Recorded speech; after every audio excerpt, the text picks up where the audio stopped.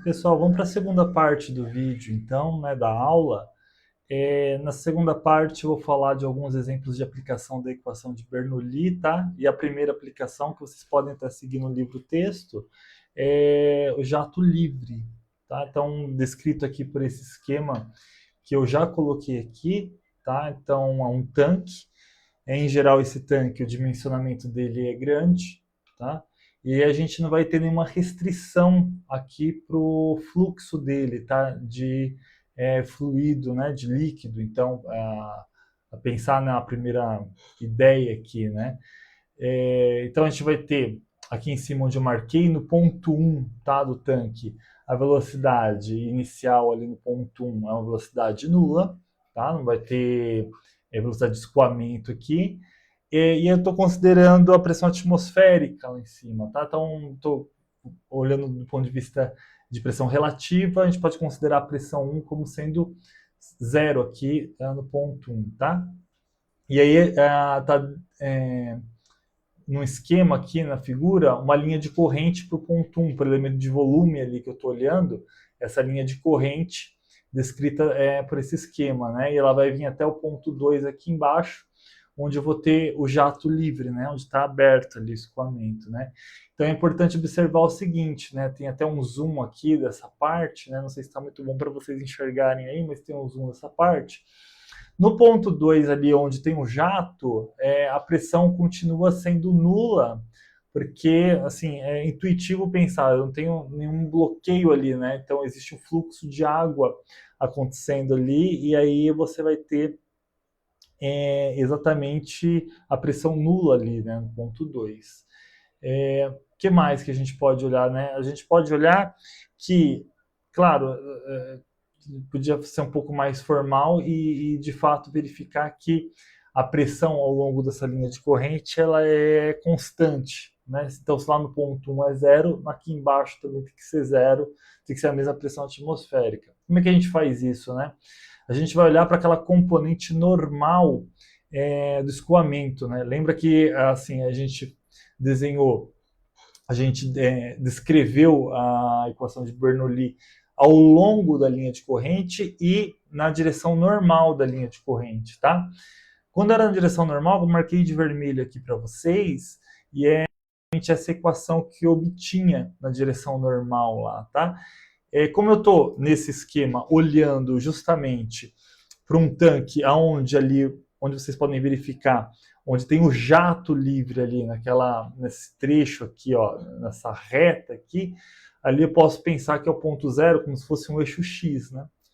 Então, seria um eixo X, e eu assumindo que esses vetores aqui do fluxo, depois do jato livre, eles estão completamente perpendiculares mesmo a essa delimitação. Então, assumindo isso, que eles são completamente perpendiculares, não vai ter nenhuma componente de força em nenhuma outra angulação.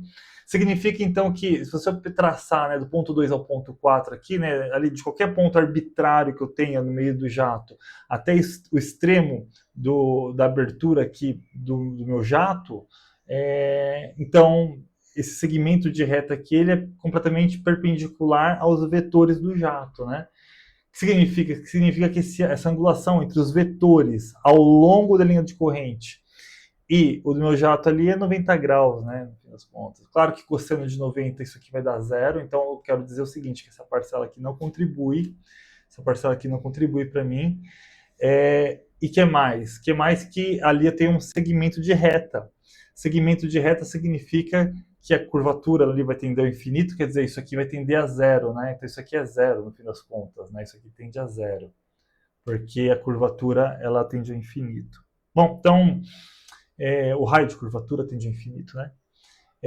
Então isso aqui é zero porque eu estou falando, ora, a derivada da pressão na direção normal, ela é zero, ela não varia. Então não existe variação na direção da normal ao longo, né, na direção da normal ao longo das linhas de corrente.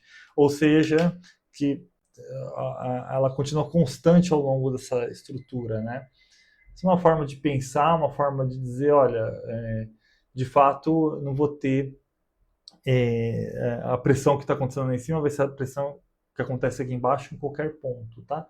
Só para justificar que fica claro, num jato livre, a pressão ali embaixo também ser nula, tá? Vamos ver aqui agora. A gente vai aplicar então a equação de Bernoulli ao longo da linha de corrente. Bom, ao longo da linha de corrente estou dizendo que do ponto 1, por exemplo, até o ponto 2, precisa ser constante e a gente já sabe que tem que obedecer essa igualdade. Se é constante lá em cima, é a mesma constante, óbvio que essas coisas têm que ser iguais, tá? E aí a gente vai colocar os valores ali então, né? Então a gente assumiu que a pressão 1 ela é nula, pressão 1 ela é nula, a pressão 2 também é nula, tá certo? A gente pode dizer então que, bom, se a altura H lá em cima, lá no ponto 1, dá uma altura H, aqui embaixo eu vou marcar como sendo marco 0, ponto 0. Então Z2 para mim também é 0, tá? Z2 é igual a 0.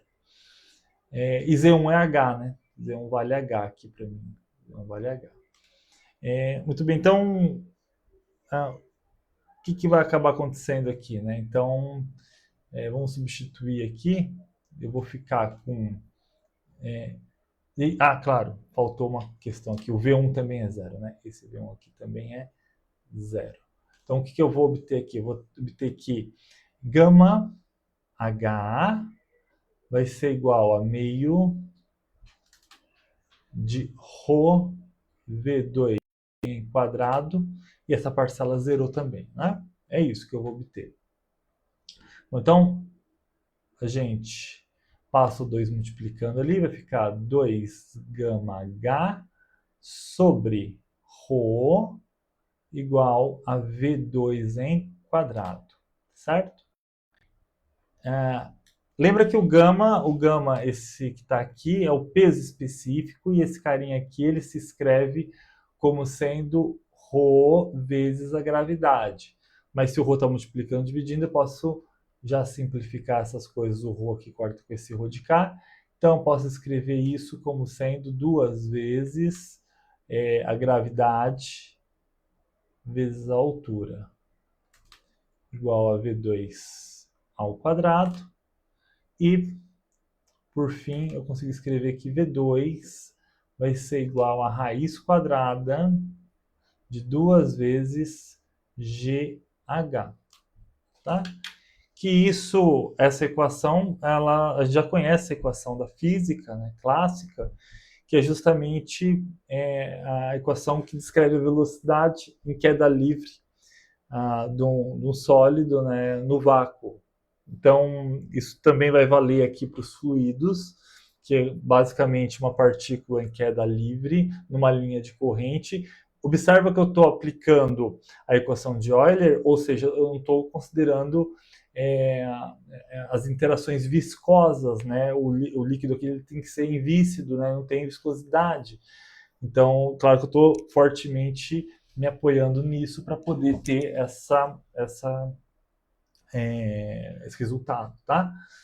Então, o primeiro resultado ali, se eu quero determinar a velocidade no ponto 2, é possível aplicar a mesma ideia do ponto 1 até o ponto 5 aqui embaixo, tá? Até aqui embaixo eu consigo aplicar essa mesma ideia, aplicando, né, a mesma estrutura, e aí eu vou ter a mesma coisa, só que o acréscimo de H, né, H grande, que eu aumentei a distância de deslocamento do meu fluido, tá?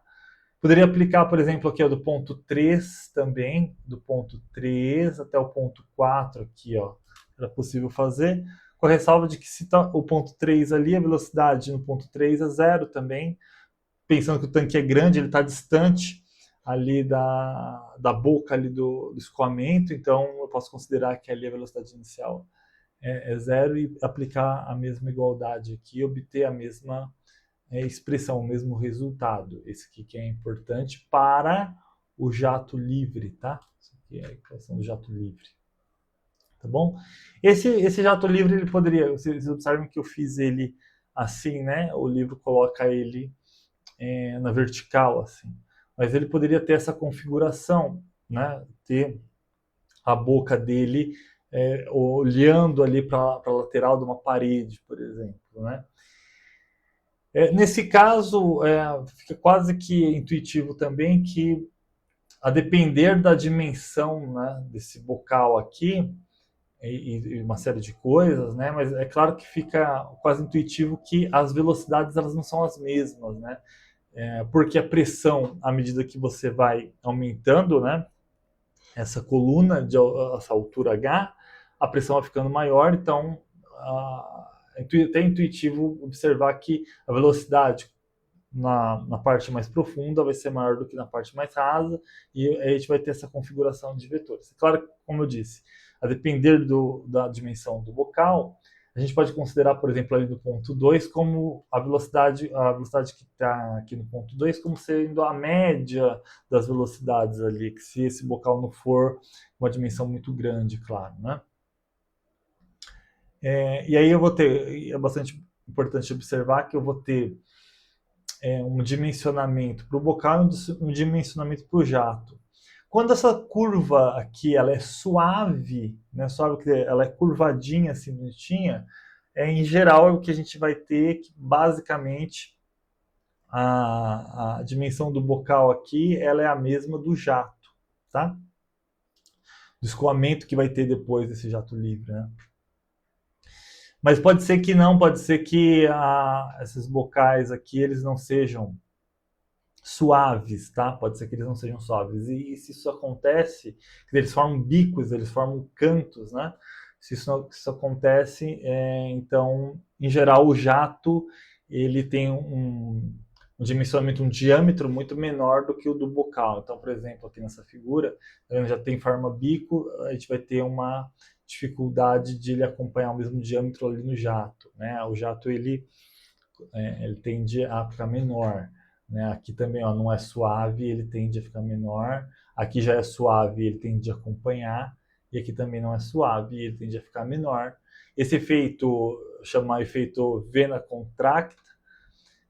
E aí tem algumas relações empíricas, inclusive, que a gente consegue marcar alguns coeficientes a partir da seção, da área da seção, tanto ali do conduto, né, de onde sai o fluido, como da seção da área do jato. Né? Você faz essa relação e vê o coeficiente.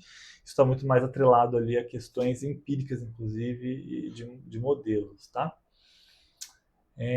Então, esse é o primeiro exemplo de aplicação no jato livre, tá? Eu mostrei a continha aqui para a parte vertical, aqui eu estou só comentando um efeito interessante que acontece quando o duto está na parte horizontal. Claro que uma série de modelos aí da mecânica dos fluidos, eles não estão em jatos livres, né? Eles vão estar em escoamentos confinados, quer dizer, em tubulações, em reduções, uma série de coisas assim, né, que acontece nos projetos. Então, o que se espera é uma configuração mais parecida com essa que eu estou trazendo, ainda que você vai ter um escoamento ali de maneira contínua e tudo mais, mas em geral a entrada de fluido e a saída não são as mesmas, não são constantes. Pode ser que a taxa de entrada seja diferente da taxa de saída e tudo mais, né? Mas para essas aplicações que a gente vai fazer agora, para esses exemplos, para olhar para esses escoamentos confinados, quer dizer, o fluido chega, vai ter uma parte ali com paredes, de certa forma, confinando, e ele vai ter uma saída. A gente precisa considerar também, muitas vezes, a equação da continuidade, tá? Ou da conservação de massa, como é chamada, né? Uma das formas de ver, de modelar, é essa, que nem está nesse esquema que eu estou mostrando aí para vocês em tela, que é olhar, né, um fluido de entrada com certo volume, né, de uma certa vazão, e uma certa vazão de saída. Não necessariamente, como eu falei, essas vazões são iguais, mas a taxa de vazão de entrada e saída eu vou pedir que sejam iguais para o que eu estou fazendo aqui. Tá? Então, imagina que não vai ficar esvaziando, preenchendo esse recipiente que está aqui no meio. Ele vai estar ou sempre cheio ou sempre com a mesma quantidade continuamente. Né? Então, a taxa que entra, a taxa que sai é suficiente para deixar esse volume intermediário sempre constante, tá? Então, eu vou pedir o que eu escrevi aqui, ó, que a taxa de entrada seja igual à taxa de saída. E é bom ter isso em mente, tá? Na hora que eu vou escrever. Para além disso, lembrar o que é vazão. Vazão são conceitos ali que a gente usa na mecânica dos fluidos, fenômeno do transporte, termodinâmica, né? Uma série de conteúdos que eu imagino que vocês já tenham visto aí ao longo do curso. Mas, por exemplo, a vazão, pensando no volume, é volume sobre tempo, tá? Volume sobre tempo, isso é a vazão. Se vocês olharem aqui no esquema, por exemplo, né? Então, o vazão de entrada aqui, né? O volume sobre tempo, você vai ter uma seção aqui, vamos supor que ali na seção tem uma área A, que eu coloquei ali é a 1, né? Área 1 de entrada, mais uma área A, né? Que está aqui, A1, A, não importa. E aí, se eu quero um volume de entrada, basta eu colocar uma dimensão de comprimento, né? Então, área vezes um comprimento vai dar um volume, né? Então, pensa que eu tenho uma área, pode ser circular, com um comprimento, eu tenho um elemento de volume entrando aqui nesse volume maior, né? E aí, essa dimensão de comprimento eu posso entender como sendo a velocidade vezes o tempo, né? Ora, se a velocidade, vamos colocar aqui, velocidade média, né, é S sobre T, então significa que S vai ser igual à velocidade média vezes o tempo, né? Pode pensar em coisas desse tipo. Se eu multiplicar a velocidade pelo tempo, eu tenho, no fim das contas, o espaço, né? Então, eu posso escrever, no fim das contas, como eu coloquei ali, uma dimensão, né, do meu volume, essa dimensão de comprimento de altura ali do cilindro que eu quiser pensar, ao invés de escrever como dimensão de comprimento, eu estou escrevendo com velocidade vezes tempo. Só que é por um delta tempo, né? Um delta t é um tempo pequeno que eu estou medindo ali a vazão, né? E eu tenho que dividir pelo tempo porque essa é a própria noção de vazão. Quanto de volume entra no tempo. Então, delta t dividido por delta t, eu apaguei aqui sem querer, não era para apagar.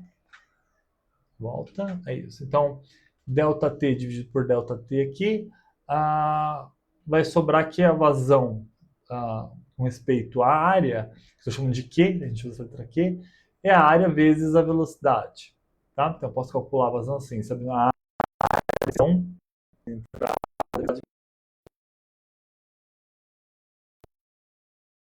massa, né? Que está aqui do ladinho no cantinho, vazão de massa aqui, ó.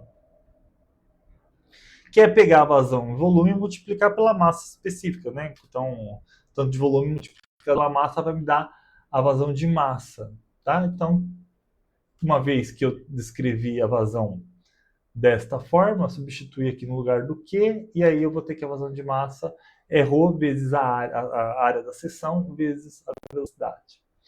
Voltando para cá, como eu quero esse modelo, então, agora, que a taxa de saída tem que ser igual à taxa de entrada, então, eu estou dizendo que a vazão de massa no ponto 1 de entrada tem que ser igual à vazão de massa de saída, no ponto 2. Eu quero que isso aqui permaneça constante daí.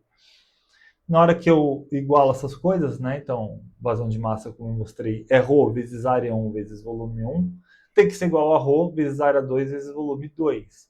Esse ρ está multiplicando os dois lados. O que eu obtenho finalmente é que a área 1 vezes volume 1 tem que ser igual a área 2 vezes volume 2. Ou, se vocês quiserem, que para que eu tenha essa equação da continuidade nesse sistema, que a vazão de volume no ponto 1 tem que ser igual à vazão de volume do ponto 2. Né? Isso aqui é a conservação de massa ou equação da continuidade. Né? Equação de continuidade. Importante aí colocar, né? Saber. Estou falando isso aqui para vocês porque eu vou usar essa equação em conjunto agora com a equação de Bernoulli para poder resolver alguns exemplos aqui com vocês. Tá? Então é importante prestar bastante atenção nisso, porque muitas vezes a gente acopla outras equações ali na equação de Bernoulli para poder resolver os problemas. Então vamos pegar um primeiro exemplo aqui, ó.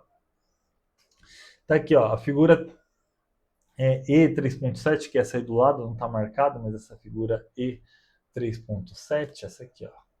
E3.7, essa figura.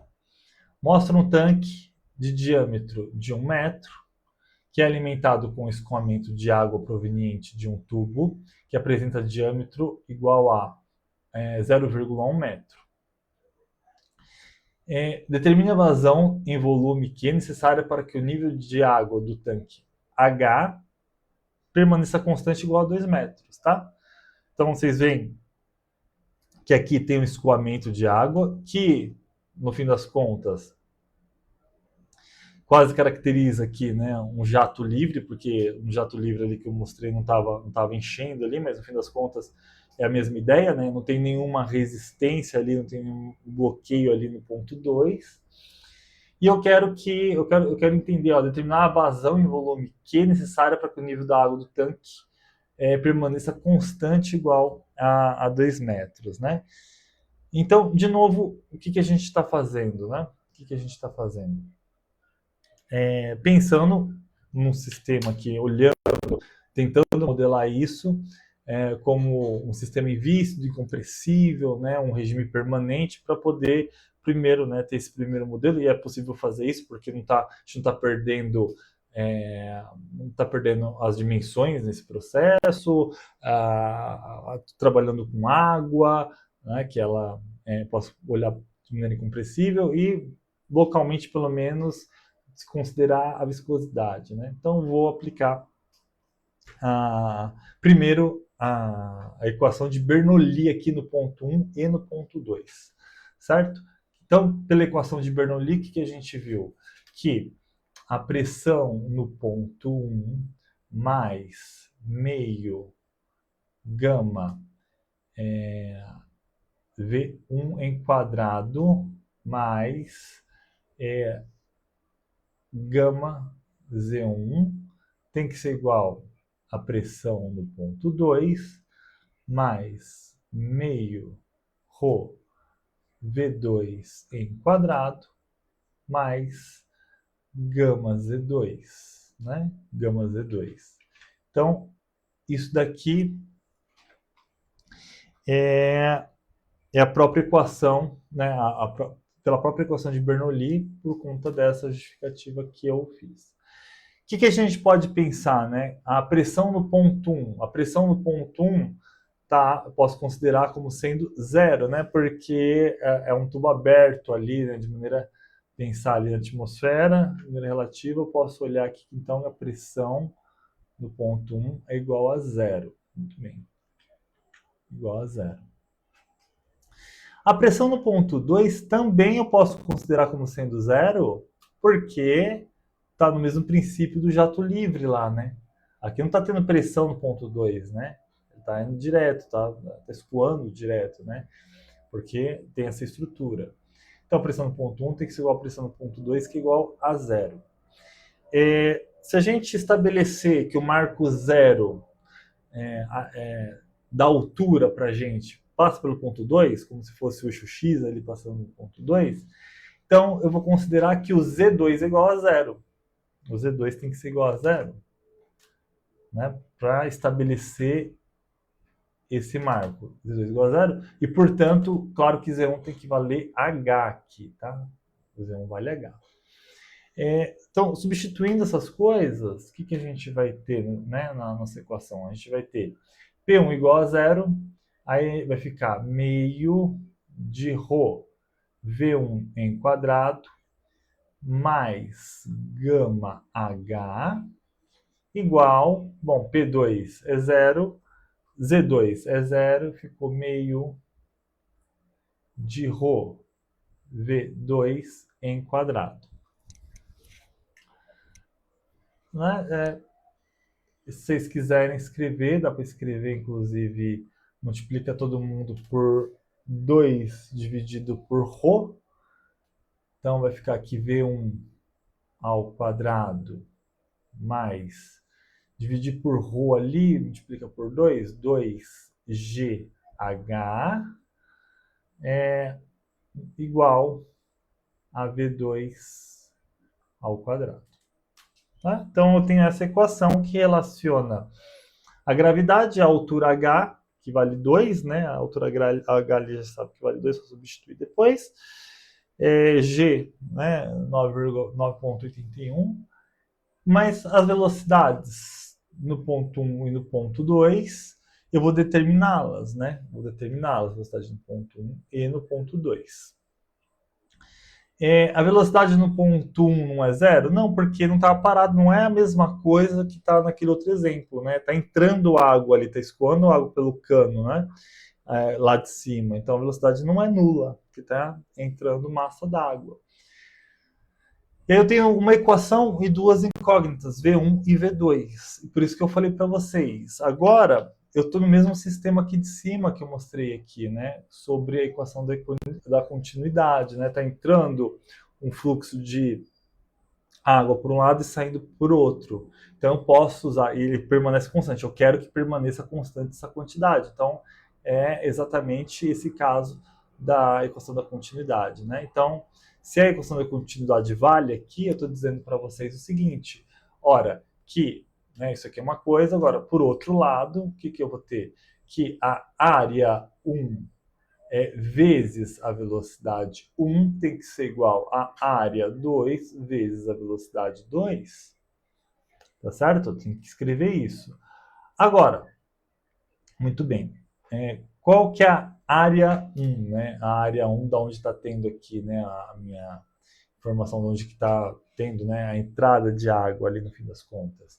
Bom, a área 1 de entrada de água, o diâmetro mede 1 metro, né? É um tubo circular, né? Um tanque ali é um tubo circular de diâmetro 1 metro.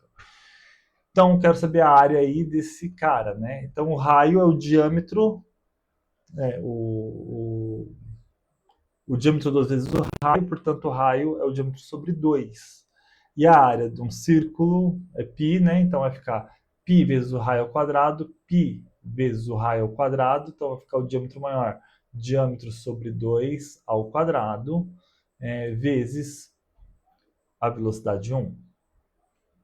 Lá de cima, isso tem que ser igual agora aqui embaixo, né? No tubo menor, que daí vai ficar a mesma coisa, um tubo, né, circular, é π vezes o raio, só que ali embaixo é um diâmetro menor, vou chamar de d pequeno, né, o d pequeno que está ali. Então, é d sobre 2 ao quadrado vezes a velocidade 2.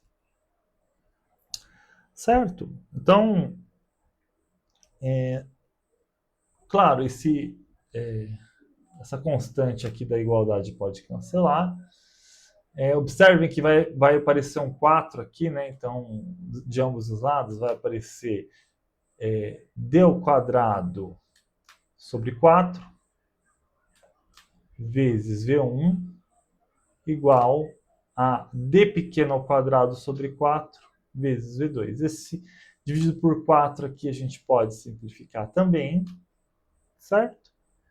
E por exemplo, a gente pode escrever V1 em função de V2, V2 em função de V1, né?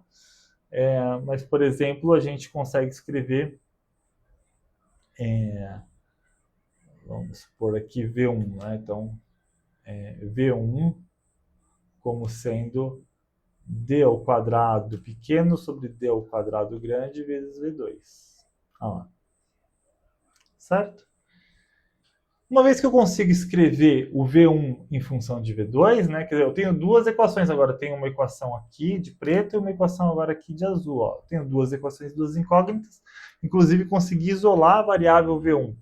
Ora, mas se eu conseguir isolar a variável V1, substituo na equação. E daí, na hora que eu substituo na equação, então eu vou ficar com... vamos substituir... Vamos ver se é mais fácil substituir. Olha lá, na equação vai ficar d quadrado ao quadrado. Tá, vamos fazer a continha aqui. Acho que não tem espaço, na verdade. Vou apagar aqui em cima, porque eu deixei um espaço aqui para fazer o próximo exemplo. Eu acho que não vai ser suficiente, tá? Então, deixa eu apagar essa linha aqui. Vou apagar essa linha.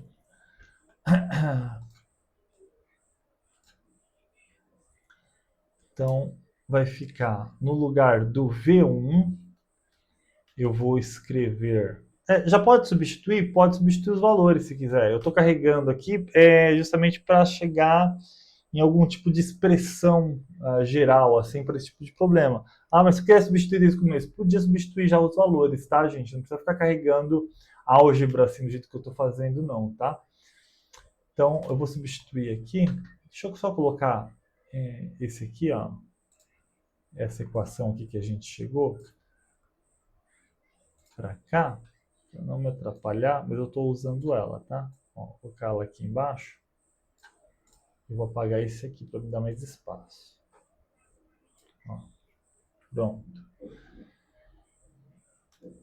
Bom, então substituindo V1, então vai ficar D, vou colocar assim, ó, D sobre D grande ao quadrado vezes V2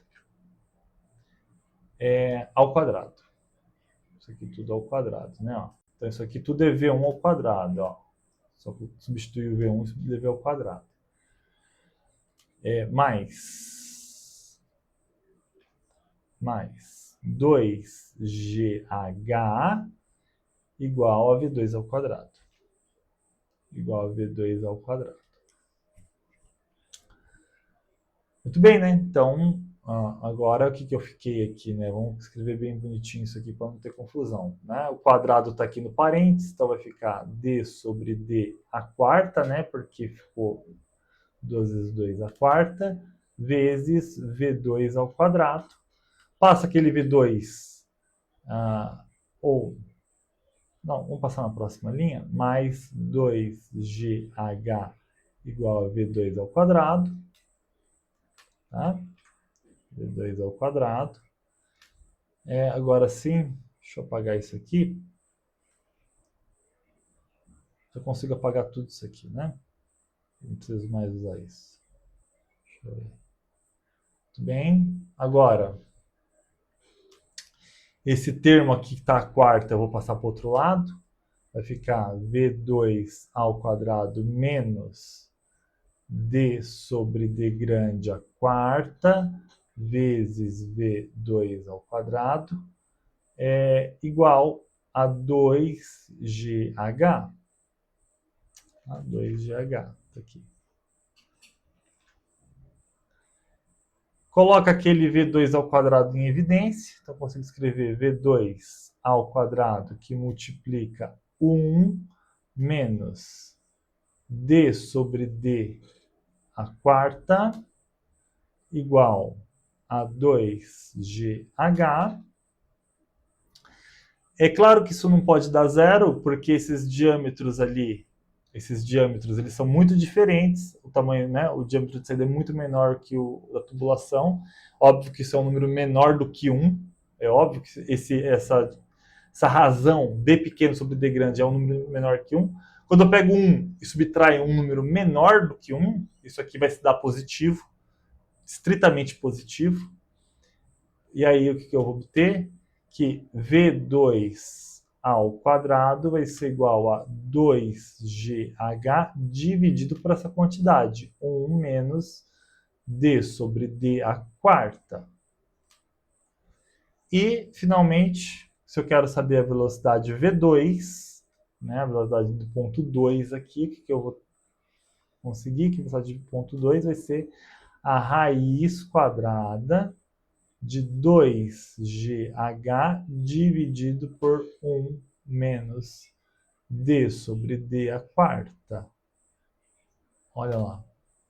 Tá? Então, essa aqui seria a expressão geral para um problema nesse aspecto, né? Uma solução geral para esse tipo de problema. Agora, eu posso substituir os valores aqui e determinar qual a velocidade de V2 no fim das contas, né? Eu olho ali, substituo e pronto.